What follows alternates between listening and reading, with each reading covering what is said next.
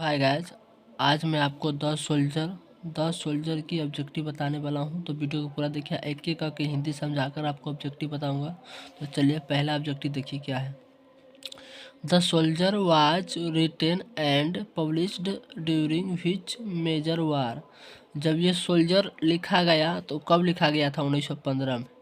वही समय 1915 में इसकी डेथ हो जाती है। वही समय 1914-13 में लिखाया गया था। वही समय में दुनिया में फर्स्ट वर्ल्ड वार चल रहा था, प्रथम विश्व युद्ध। तो यह पूछा गया है, तो यहाँ हो जाएगा आपको वर्ल्ड वार वन, मतलब फर्स्ट वर्ल्ड वार हो रहा था उस समय, जैसा कि आप समझ गए होंगे। अगला देखिए, who told Rupert Brooke the most handsome poet of his time.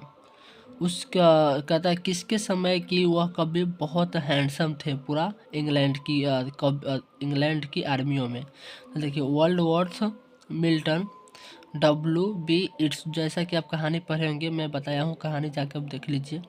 W.B. It's के समय बहुत सुंदर ये कवि थे, रूपर्ट ब्रूक। अगला देखिए, द सोल्जर इज डर क्या है? बैल्ड, सोनेट, एलिजी, लेमार्क। क्या हो जाएगा? सोनेट हो जाएगा। जो मैं बताया हूँ 14 लाइन की कहानी को सोनेट कहता है। जो कहानी में पढ़ाया हूँ, जाकर आप देख सकते हैं। अगली मैं दिखा रहा हूँ आपको।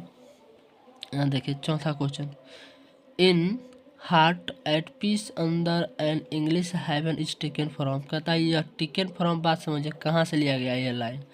क्या कह रहा है? इन हार्ट, जो दिल में शांति है, अंदर एन इंग्लिश हेवन, जो इंग्लिश का स्वर्ग है, कहाँ से लिया गया था? द सोल्जर चैप्टर से लिया गया है। कहाँ से लिया गया है? द सोल्जर चैप्टर से। अगला क्वेश्चन देखिए, Rupert Brooke belongs to. Rupert Brooke कहाँ के रहने वाले हैं? तो अमेरिका, फ्रांस, इंग्लैंड। कहाँ के रहने वाले हैं? इंग्लैंड के रहने वाले हैं। रिपर्ट ब्रूक याद कर लीजिएगा, कहाँ के रहने वाले हैं? इंग्लैंड के। अगला देखिए, रूपर्ट ब्रूक इज डर बाई प्रोफेशन। ये क्या है? तो टीचर है, सर्जन है, जॉकी है, सोल्जर है। क्या है अपना प्रोफेशन? इसका क्या है? एक सोल्जर है। क्या है? सोल्जर, एक सैनिक है, वो इंग्लैंड के एक सैनिक है। अगला देखिए, the poet fought as a soldier in the war for England. क्या हो जाएगा? War for England. कौन? फर्स्ट वर्ल्ड वार में इन्होंने, उस समय की फर्स्ट वर्ल्ड वार हो रहा था तो लड़ाई। इसके बाद देखिए अगला, most of Brooke poetry are about. इसका कवि किसके लिए जाना जाता है? तो लव, पैशन, डिप्रेशन, पेट्रियोटिज्म। इसका मतलब समझिए, पेट्रियोटिज्म मतलब धार्मिक होता है। क्या होता है? धार्मिक कविता है, एक प्रकार की धार्मिक है। देश के लिए लड़ाई है, प्रेम हित है। Net are divided into 2 parts, octave and. तो क्या है?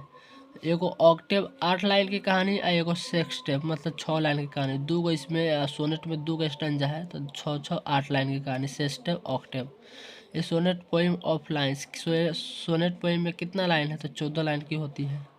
इसके बाद, Rupert Brooke is remember as the poet. इसके किसको लिए जाना जाता है? मेटाफिजिकल, प्यूपल, स्पिरिचुअल, वार।